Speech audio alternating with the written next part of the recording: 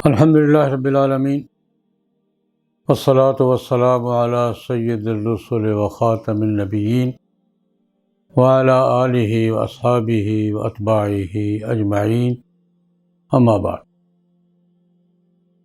جناب صدر کائنات حضرت محمد رسول اللہ صلی اللہ تعالیٰ علیہ وسلم کی سیرت طیبہ کے حوالے سے انسانی حقوق کے پہلو پر بات ہو رہی ہے۔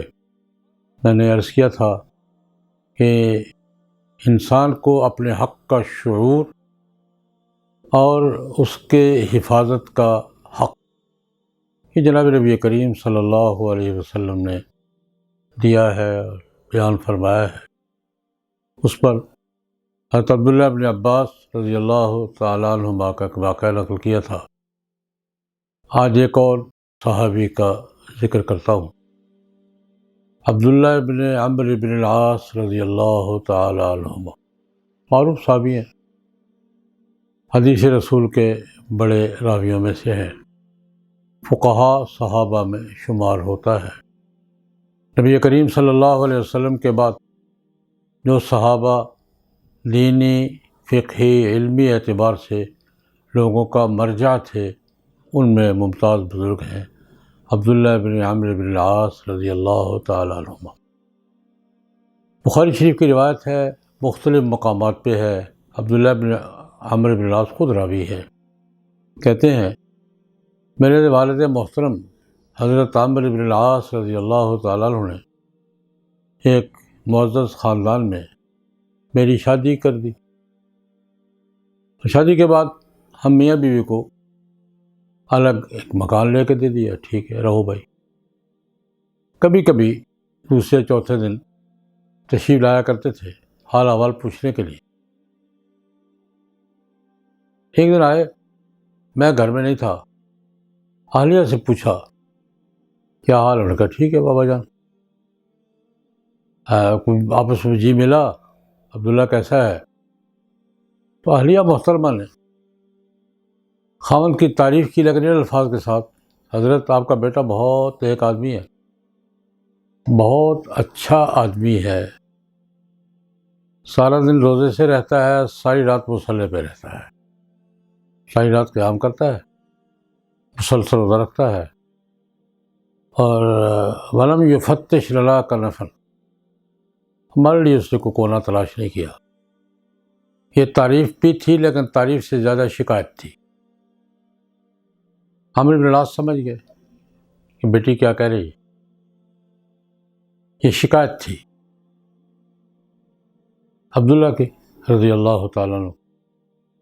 عمرو بن العاص رضی اللہ عنہ نے خود کوئی بات کرنے کی بجائے جناب نبی کریم صلی اللہ علیہ وسلم تک یہ شکایت پہنچا دی کہ یا رسول اللہ، میں نے عبداللہ کا نکاح کیا ہے، ان کو الگ مکان لے کے دیا ہے، اور بیوی سے آج بہو سے پوچھا تو بیٹی یہ کہہ رہی ہے۔ حضور سمجھ گئے۔ عبداللہ کہتے ہیں کہ اب مجھے آخری عمر میں سنا رہے، کہتے ہیں پتہ نہیں حضور نے مجھے بلایا یا تشریف لائے، ان دونوں میں سے کوئی بات ہوئی، یا مجھے بلایا یا میرے پاس تشریف لائے۔ پوچھا عبداللہ، مجھے یہ رپورٹ ملی ہے کہ تم ساری رات عبادت میں گزارتے ہو، مسلسل روزے رکھتے ہو۔ یا رسول اللہ ٹھیک ہے، تمہارے معمولات کیا ہے؟ یا رسول اللہ معمولات کیا ہے؟ مسلسل روزہ رکھتا ہوں بلا اللہ، اور ساری رات جاگتا ہوں، عبادت کرتا ہوں، اور قرآن پاک جتنا مجھے ساری رات پڑھتا ہوں۔ تین باتیں ہو گئی، مسلسل روزے، ساری رات کا قیام، اور قرآن پاک جتنا بھی اس وقت تک ہے وہ سارا پڑھتا ہوں۔ نہیں بھائی ایسا کرو، مہینے میں 3 روزے رکھ لیا کرو۔ یا رسول اللہ بہت کم ہیں۔ ہم اچھا 2 دن افطار، 1 دن روزہ، 10 روزے رکھ لیا کرو۔ یا رسول اللہ کم ہیں۔ اچھا ایسا کرو 1 دن روزہ 1 دن نہیں، داؤد علیہ السلام کا روزہ، صوم داؤد کہتے ہیں اسے، ان کا زندگی بھر کا معمول تھا 1 دن روزہ 1 دن نہیں۔ یا رسول اللہ بہت کم ہے، فرمایا نہیں بس،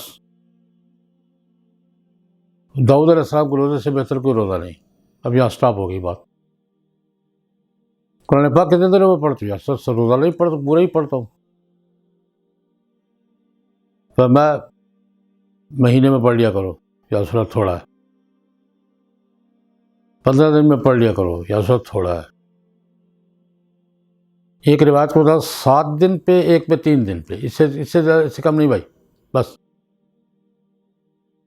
اچھا کتنی رات کتنا جاگتے ہو؟ فرمایا ساری رات جاگتا ہوں۔ فرمایا نہیں، ثلث لیل کافی ہے۔ یہ حد بندی کر کے پھر وہی جملے کہے جو سلمان فارسی رضی اللہ عنہ نے ابو الدرداء سے کہے تھے، وہ پھر کسی موقع پر عرض کروں گا۔ وہ دیکھو، ان لربک علیک حقا ولزوجک علیک حقا ولعینیک علیک حقا ولنفسک علیک حقا۔ اللہ کے بھی حقوق ہے، یہ عبادت، روزہ، تلاوت اللہ کا حق ہے۔ تیری آنکھوں کا بھی تجھ پر حق ہے بھائی، نیند آنکھ کا حق ہے۔ تیری جان کا بھی تجھے کھانا پینا جان کا حق ہے۔ اب بیوی کے ساتھ وقت گزارنا، بیوی کو وقت دینا بیوی کا حق ہے۔ سارے حقوق پورے کرو، یہ تلقین فرمائی۔ اور عبداللہ کہتے میں نے وعدہ کر لیا یا رسول اللہ، ایک دن روزہ ایک دن نہیں، میں ٹھیک ہے یہی کروں گا، ثلث لیل جاگا کروں گا، ٹھیک ہے یہ بھی میرا وعدہ ہوا، اور 3 دن میں یا 7 دن میں قرآن پاک پڑھا کروں گا، ٹھیک ہے۔ یہ حضور نے ان سے وعدہ لیا، اور یہ کہہ کے لیا کہ حقوق سب کے پورے کر رہے ہیں۔ یہ نہیں کہ اللہ کا حق تو ادا کر رہے ہو، بیوی کا حق نہیں ادا کر رہے، بیوی کا حق تو ادا کر رہے ہو، اپنی جان کا حق ادا نہیں کرے، جان کا بھی حق ہے۔ یہ حد بندی کر دی اور تلقین فرمائی۔ عبداللہ ابن عمر آخر عمر میں ایک بات کہہ رہے ہیں، اس طرف توجہ دلانا چاہوں گا۔ فرماتے ہیں یا لیتنی قبلت رخصت النبی صلی اللہ علیہ وسلم، بڑھاپے میں آ کر مجھے احساس ہوا کہ اے کاش میں نے حضور کی دی ہوئی رخصت قبول کر لی ہوتی۔ یا لیتنی قبلت رخصت النبی صلی اللہ علیہ وسلم، اے کاش حضور جو مجھے سہولتیں دے رہے تھے، رخصتیں دے رہے تھے، اے کاش میں نے رخصتیں قبول کر لی ہوتی۔ میں نے قبول نہیں کی، میں نے وہ بات چلاتا رہا۔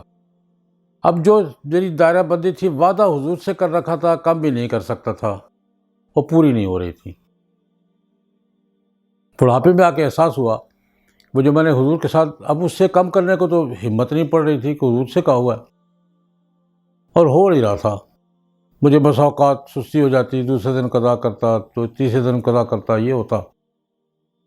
تو مجھے احساس ہوا کہ جناب نبی کریم صلی اللہ علیہ وسلم جو رخصتیں دے رہے تھے، اے کاش میں نے قبول کر لی ہوتی تو آج بڑھاپے میں مشکل میں نہ پڑتا۔